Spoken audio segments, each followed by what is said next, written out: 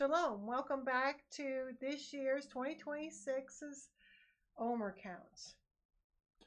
Here's the blessing for that. It says, Baruch atah Adonai, Eloheinu melech haolam, asher kidshanu b'mitzvotav, v'tzvanu al sefarat ha'omer. It says, Hayom arba'a yamim la'omer. Today is 4 days, the fourth day of the counting of the Omer. So again, it's good to have you back with us at Restoration Messianic Fellowship. We were going to share a little bit out of Jeremiah chapter 2 today, because that came up during the service this afternoon, and for first fruits. That I know it's a little bit different off the calendar, but we had so many events all lined up right in a row that we wanted to try to give it a little bit of a time for this. But we also wanted our people to be able to do Shabbat dinner at home with their families. Yes, absolutely.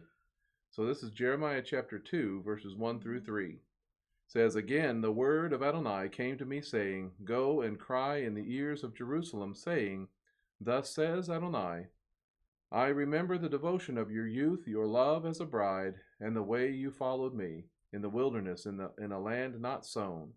Israel was kadosh, was holy to Adonai, the first fruits of the harvest. And all who devoured him were held guilty. Catastrophe overtook them. It is a declaration of Adonai. And so just being that this was first fruits, it just really connected the idea that Israel is considered the first fruits of the harvest, and the first fruits of what is supposed to be or intended to be a larger harvest. And that larger harvest is, if Israel as the people, as the nation, is the first fruit of the harvest, then that means that there is a greater harvest of something to come. Yes, so what is that other thing to come? The nations, the rest of the nations. If you remember, even during Sukkot, they would offer 70 bulls representing the 70 nations.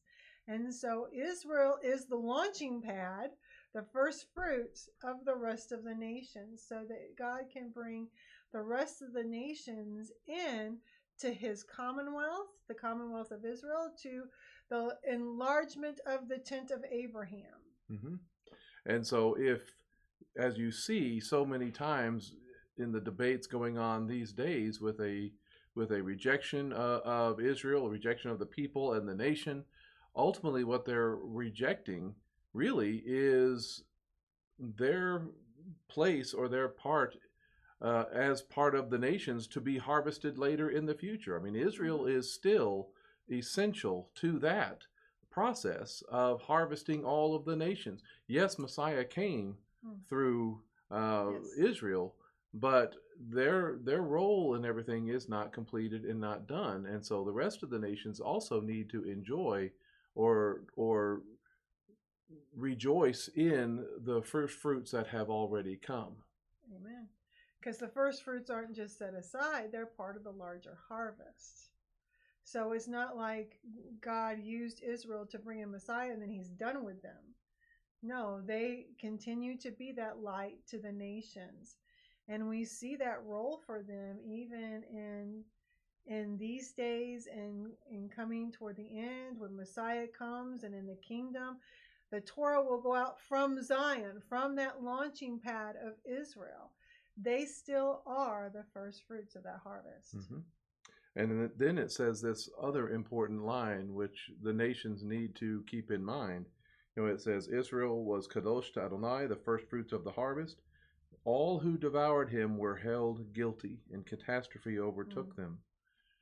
And that's an important lesson that all of the nations need to understand and to know, that how you treat the first fruit of the harvest of the nations, how you treat Israel and her people, is going to come back on you. God will hold you accountable as a people, as a nation, for how you treat the first fruit of the nations, Israel.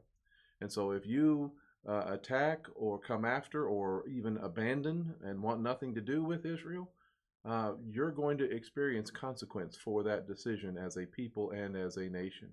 And that's an important reality that does not need to be forgotten in our day. It actually reminds me of one of the parables Yeshua told about the servant who is forgiven much and then goes out and harasses a fellow servant and insists on being paid what he is owed, right? So, how we treat our fellow servant comes back on us and how we are treated by our master. And our fellow servant in this case is Israel, the first fruits of the harvest. Yes. So that was just the extent of what we were wanting to try to cover today, and just wanted to be sure and continue to invite you to join us for the Omer count, Yes. as we're leading up to the Feast of Shavuot, the Feast of Weeks, more commonly known as Pentecost. Always want to invite you to come back and visit our services every Shabbat at 1 o'clock. And we're also even having a service this Wednesday. Yes, for the seventh day. For the seventh day of unleavened bread. That's this Wednesday at 2 o'clock.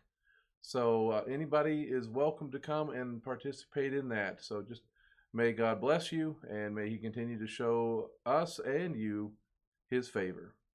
Shalom. Shalom.